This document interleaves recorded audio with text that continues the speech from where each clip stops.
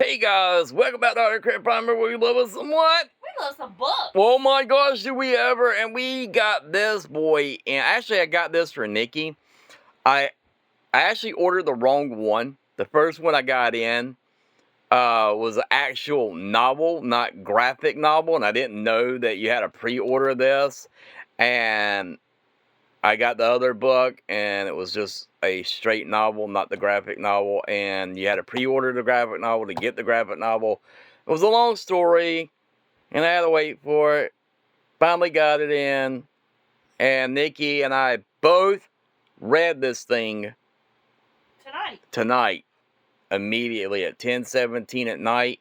Like, I read the first couple pages thinking I was, just going to read the first couple pages. And I got hooked. I did too. I actually opened it up. The art is simple. Yeah, the art's simple. It's understandable, and it makes sense. The art's like my art. I've always considered very simplistic. That's how I like to draw. I can be really detailed if I want to, but I just feel like your line work and the story, if it's done right, is going to captivate you. And this did. It really did. It opens up with a nice I Survived. Apparently there's a whole series based on it. It's so new the book can't even stay open because we and I read a bit of what she was talking about when she wrote this particular book. Yeah. And she has done like 9/11. She did Katrina, Hurricane Katrina, and she did other major historical things that involved bigger parts of the country. Now this is all ages. And so if you want to get something for your kids to kind of learn a little bit about history, something that I didn't know about the Molasses flood of 1919 that I didn't know about. And it kind of got me because I have kind of gone down this little rabbit hole, the mud flood. If you haven't seen any of that, you should try and take a look and just think that history might not be the way we think it is. But this right here opens up with immediately you're seeing the flood. You're seeing the two main characters kind of getting pulled away. One main character. And it's really good because it deals with her dealing with coming from Italy and having to restart her life. And the reason why was because of an earthquake, which I didn't realize they even referred to the flu in this. If you had paid attention to one of the things is the newspaper article.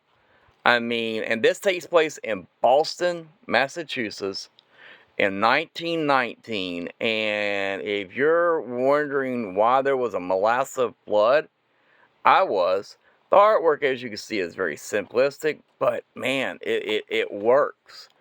The characters, the feeling, the eye rolls, the mouth. Right here is telling you about the flu that's killing hundreds.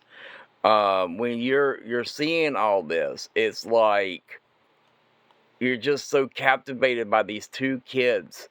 One that's not good in math, and then all of a sudden she's like kind of ashamed about being good in math. You're going to have to grab him. About being good in math, and she wants to hide her test score, but knows her dad's going to be really happy about it. And so with that, you kind of get this little understanding and what kids go through going through school, where one has it easy making it with the grades and the other one have a little bit more difficulty.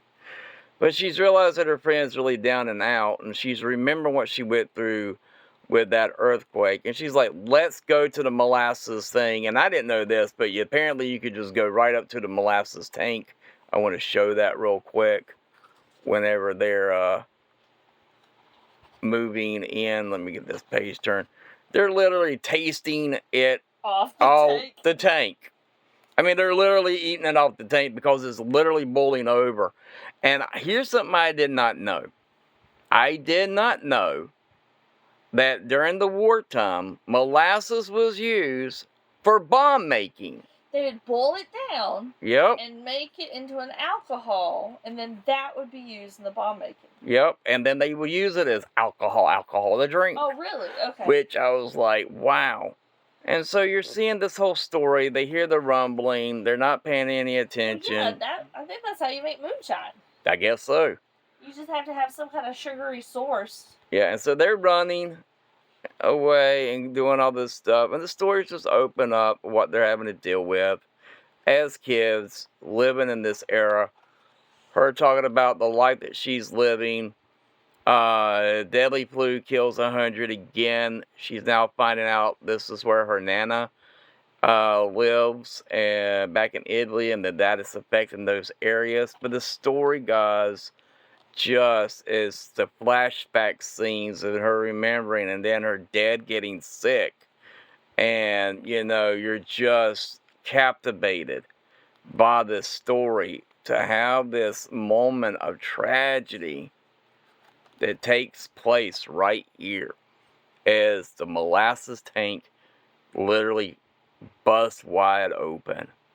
And right there, guys, I'm going to leave it here because I really think that if your kids would love this. So too. At all ages, I think I am actually going to buy more of her books of I Survived because I learned a lot. I did too. A lot that I did not know, and I'm a history buff. But in the very back, which I am going to show you, is the history of America's changing fast, and talks about vaccines that happened about this time. Also, because of what happened here, it ended up bringing in the era of dealing with places having to have safety regulations. And then not only that, you're seeing it gives you tells you how many people were affected by disease at this time, and the money and all this other stuff, and the wartime. Absolutely, positively a great, great story. I have to say, I highly recommend it. So if you can, get you a copy. I pre-ordered mine that was on Amazon. Last time I checked, it's still available. Check it out. It's worth it. I have to say, I was over the moon with this bad boy. As always, keep on reading, because that's the only way you're going to make it in life, is to know how. Have a good one. Anything you want to share before you close? No, I really liked it though. How many stars? I would say a good. Are we doing a scale of 10? Yep. Ooh, I would say 8.5 for me. I was going to put it at a 7.5 to an 8. And I think I'll give it a hard 8. I think it was because it really captivated me. Yeah, I was surprised. Reading 3 pages, and then I was like, whoa, wait a second. Read the whole thing. It was worth it. Absolutely worth it. All right, guys, y'all take care. Keep on reading. Until next time, on another review. It may be a surprise. Maybe a graphic novel. Maybe a comic book. Maybe be a Transformer. Maybe be. Unless you want to see some of our other random books that we collect. Yeah, I might do that too. We're going to plug it all. We're going to put it all in there. And have a blast. All hang out. Let it all hang out. All right, guys. Y'all have a good one. Bye.